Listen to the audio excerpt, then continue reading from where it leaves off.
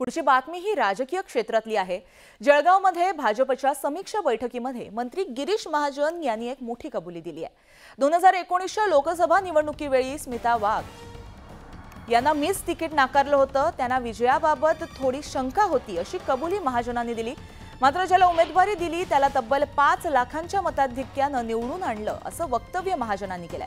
तर मी म्हणणारे आता कसे बसलेत, त्यांची काय अवस्था झाली आहे हे सगळ्यांनीच पाहिल्याचं त्यांनी म्हटलंय। नाव न घेता त्यांनी एकनाथ खडसेंवरती टीकास्त्र डागललंय।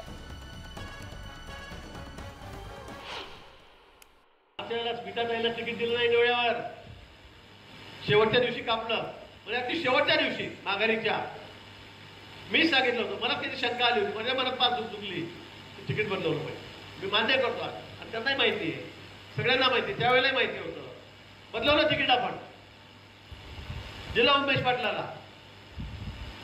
यापेक्षा जास्त मतांनी आपण त्यावेळेला निवडून आणलं। पण तिकीट कापलं म्हणून काही स्मिता त्याच्याकडे थांबल्या नाही, त्या म्हटल्या नाही तर मी नाराज झाली, तर मी घरी बसते, नाही तर मी दुसरा उमेदवार शोधते, मी याला उभा करते का मी उभा राहते, असं ते कधी म्हटलं नाही। मी म्हणणारे सगळ्यांना कसे बसले, मला ते दाव गुणाचा वेळ खर्च करायचा नाही, आपला म्हणजे हे करायचं नाहीये, तोंडही खराब करायचं नाही मला कुठे काही। पण जे मी म्हणणारे होते त्यांची अवस्था काय झाली ही आपण सगळ्यांनी बघितलेली आहे।